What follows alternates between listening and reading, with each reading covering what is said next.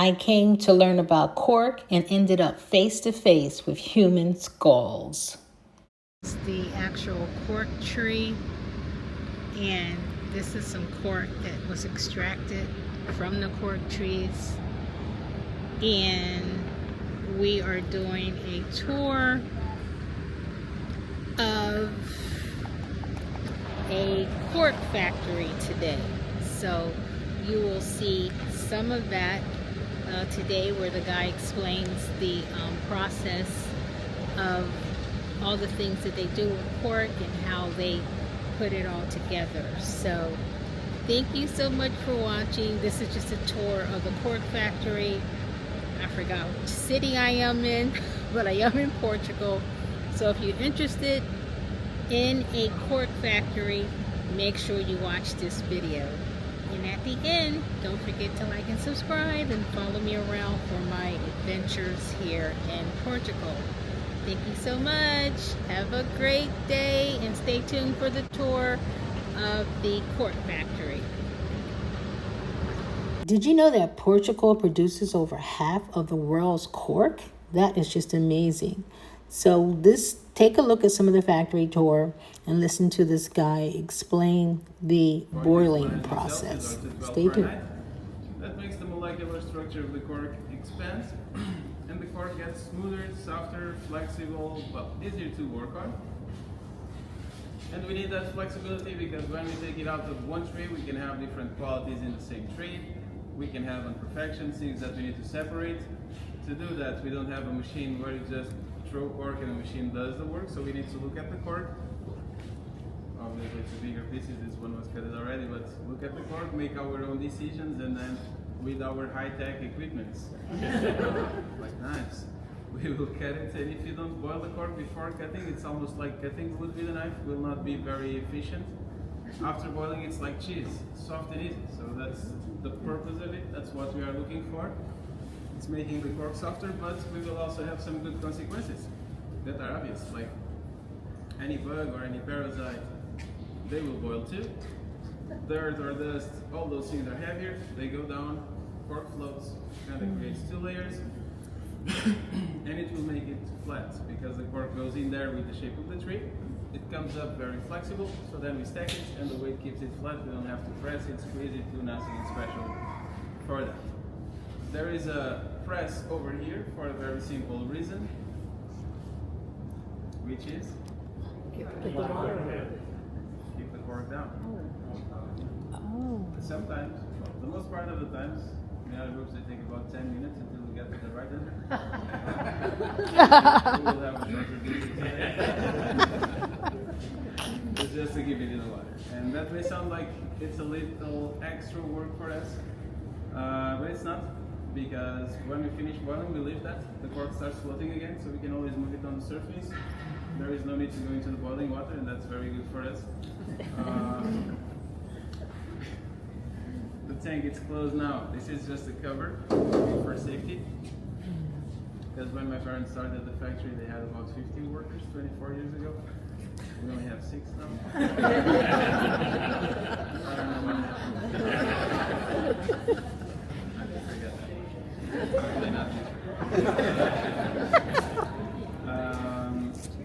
This is there for safety, the cover, because the tank from the ground level, it goes 3 meters deep into the ground. 3 meters is 9.6 feet in the US, or 3 meters in the rest of the world. 7,000 liters of water, which is about 1,800 gallons in the US, 1,500 gallons in Canada. 1.2 tons of cork and 1 hour boiling, and that means that in one day we boil about 10 tons of cork, and that's a lot of cork because we only have 2 workers grating the cork with a knife. One day boiling will provide those 2 workers a week and a half of work to do. And we work in small cycles like that. It's not work for us like boiling 2 days. They will have about a month of work to do because the cork starts getting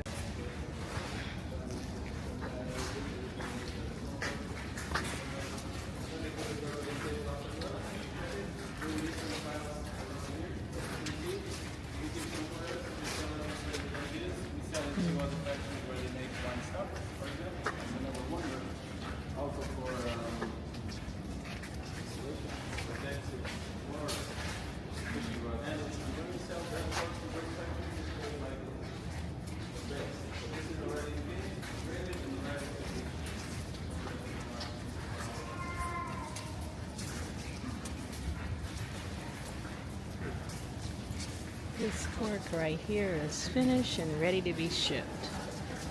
I'm not sure where, but it's ready to be shipped. That's a lot of cork ready to be shipped. Wow. Lots of cork ready to be shipped.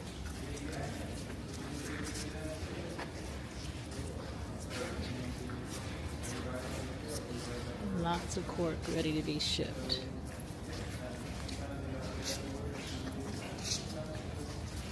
This is a cross section from a cork tree, and we have wood inside, we have cork outside. There's another layer between them, and that layer is the bark. That's the leading skin. So we have to keep that with the tree, because if you take that off, it will kill the tree. We just never know the thickness of the cork, we never know the depth of the cut, and that's why it's made manually. With the axe we make like a little cut, open it. If it doesn't work, we try a little bit further until they start splitting. With the side of the axe, we stick it in the cut and start pulling it out, like a pry bar, like a lever, something like that. Then, that's it about the extraction. On this board we have some examples of different qualities, different thicknesses. This is all cork with 9 years. This is 9 years old. This is 9 years old too. What makes all these differences are the growing conditions, like the quality of the soil, the weather, genetics, age of the tree, more water, less water. Lisbon, what is today the city of Lisbon, for the Romans was a very important harbor, and there was a very important city for the Romans. Today is in Spain, but it's not far from the border of Portugal. When you make the city make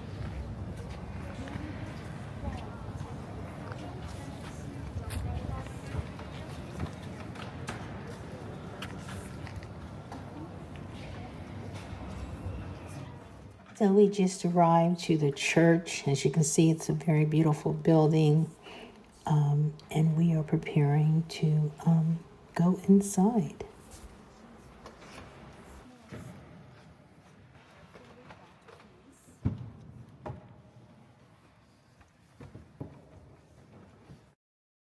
Okay, so we are preparing to enter. We're in this beautiful chapel, but inside of the chapel is another chapel. It is called the Chapel of Bones, and it's in the town of Evora. This is where we are. So you're going to see walls that are made of real human bones. There's like over 5,000 monks that are buried in this particular chapel that we're going to see. So at the entrance of the chapel, you're going to see a sign in Portuguese, but what the sign says is, "We bones that are here await yours."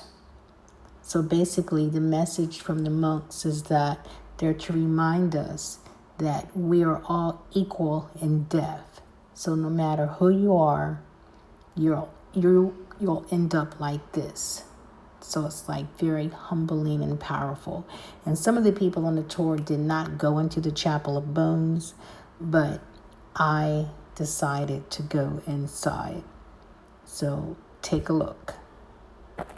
So here we are going inside the Chapel of Bones. So these are real human bones. There's over 5,000 monks are buried here. So that's 5,000 skulls. This was very interesting, very humbling and powerful experience. Actually, it was very peaceful. I mean, it was like this air of peace that was all around you. And even though you're looking at real human bones, it was like beautiful, eerie, and peaceful all at the same time. So let me know in the comments, is this something that you would do? Would you go into a chapel of bones?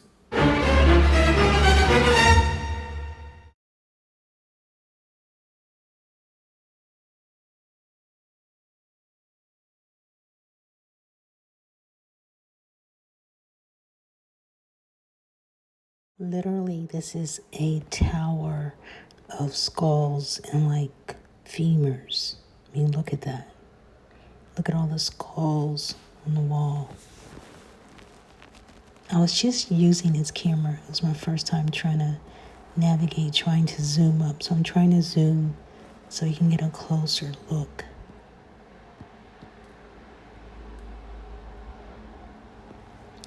It's a beautiful chapel. Look at the ceiling. Look at this, another tower. Do you see the faces? Look at the skulls. I'm trying to get closer.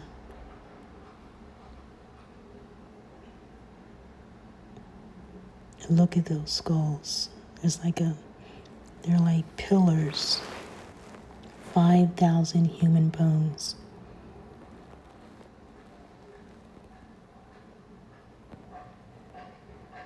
Would you go in something like this?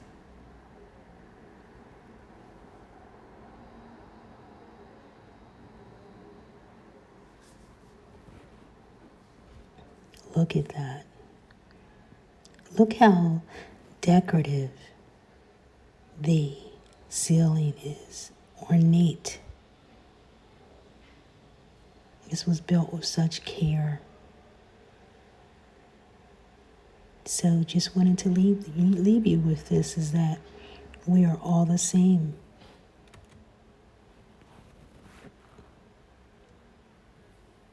We're all equal in death, no matter who you are. You're going to end up just like this.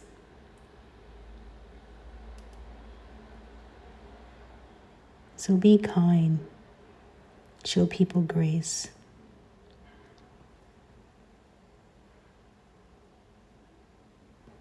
So I hope you found this video interesting. Hope you enjoyed it. If you have, make sure you like and subscribe and share it with someone. Just showing you another side. There's many sides to Portugal.